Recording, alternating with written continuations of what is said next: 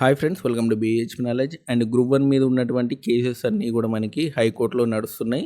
And కొన్ని cases సంబంధించినటువంటి తీర్పు అనేది మనకి అక్టోబర్ 14న రాబోతుంది.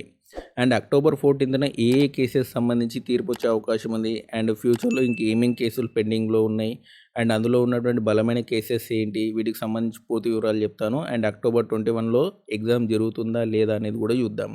అండ్ ఎవరైతే ఫస్ట్ టైం నా ఛానల్ చూస్తున్నారో తప్పకుండా సబ్స్క్రైబ్ చేయండి, వీడియోని లైక్ చేయండి, షేర్ చేయండి.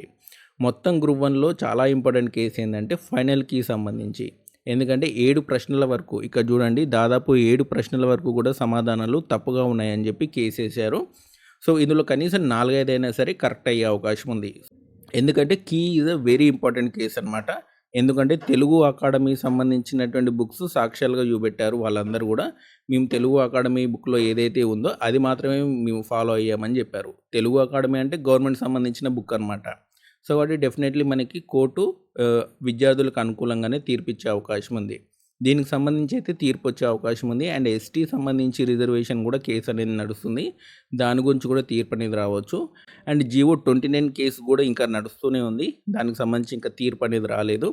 అండ్ అంతేకాకుండా లోకల్ నాన్ లోకల్ సంబంధించి స్పోర్ట్స్ కోటా సంబంధించి ఇవి కూడా నడుస్తున్నాయి అన్నమాట. సో కాబట్టి గ్రూప్ 1 సంబంధించి మెయిన్స్ ఎగ్జామ్ అయితే నాకు తెలిసి అయితే ఈ అక్టోబర్లో ఉండకపోవచ్చు. ఈ విషయం టీఎస్పీసీకి కూడా చాలా బాగా తెలుసు. వాళ్ళు ఎన్ని వెబ్ నోట్లు ఇచ్చినా సరే వాళ్ళకి చాలా క్లియర్గా తెలుసు. కీలో అయితే డెఫినెట్లీ వాళ్ళకి మిస్టేక్ చేశారు. అందులో ఎటువంటి డౌట్ అవసరం లేదు. రీనోటిఫికేషన్ ఎందుకు ఇచ్చారు, అండ్ మీకు ఎగ్జామ్ కండక్ట్ చేయమంటే మళ్ళీ నోటిఫికేషన్ ఎందుకు జారీ చేశారు, అండ్ 24లో పాస్ అయిన వాళ్ళకి 22 నోటిఫికేషన్లో ఎందుకు ఎలిజిబిలిటీ ఇచ్చారు, వీటికి సంబంధించి కూడా మనకి కేసు నడుస్తుంది. కాబట్టి దానికి సంబంధించి కూడా మనకి జడ్జిమెంట్ వచ్చే అవకాశం ఉంది. 3 కేసులకి జడ్జిమెంట్ అనేది వస్తుంది. ఒకటి రీనోటిఫికేషన్, అండ్ ఆ తర్వాత కీ, ఆ తర్వాత ఎస్టీ రిజర్వేషన్ సంబంధించిన అంశం కూడా మనకి వచ్చే అవకాశం ఉంది. చూడాలి మరి ఏం జరుగుతుంది అనేది అక్టోబర్ 14లో. వీటిలో ఏదో ఒక కేసు, ఏ కేసు అయినా సరే డెఫినెట్లీ ఒక కేసు మాత్రం టీఎస్పీసీకి వ్యతిరేకంగానే తీర్పు వచ్చే అవకాశం ఉంది. సో కాబట్టి ప్రిలిమ్స్ రిజల్ట్స్ అయితే క్యాన్సిల్ అయిపోతాయి. మళ్ళీ ప్రిలిమ్స్ రిజల్ట్ రావాలి, మళ్ళీ మెయిన్స్ ఎగ్జామ్ పెట్టాలి.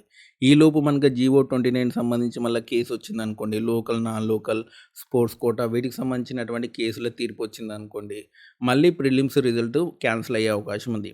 టీఎస్పీసీ ఫస్ట్ కేసులన్నీ కూడా కంప్లీట్ చేసి ఆ తర్వాతనే మెయిన్స్ పెట్టాలని చెప్పి విద్యార్థులందరూ కూడా కోరుతున్నారు.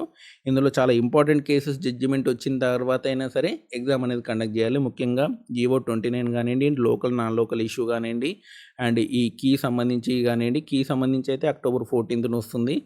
అండ్ రీనోటిఫికేషన్ సంబంధించి కూడా అక్టోబర్ 14లో మనకి జడ్జిమెంట్ వచ్చే అవకాశం ఉంది. ఇవి చాలా ఇంపార్టెంట్ కేసెస్ అనమాట. వీటికి సంబంధించి జడ్జిమెంట్లు వచ్చిందాక కొంచెం వెయిట్ చేయాల్సి ఉంటుంది. లేకపోతే మళ్ళీ మెయిన్స్ ఎగ్జామ్ రాయాల్సి ఉంటుందన్నమాట.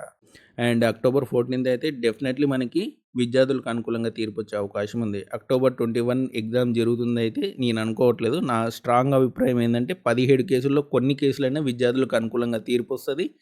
సో గ్రూప్ 1 సంబంధించి మీ అభిప్రాయం ఏందనేది కామెంట్ సెక్షన్లో కామెంట్ చేయండి. అండ్ మీకు ఈ వీడియో నచ్చితే లైక్ చేయండి, షేర్ చేయండి, మన ఛానల్ తప్పకుండా సబ్స్క్రైబ్ చేయండి. Thanks for watching.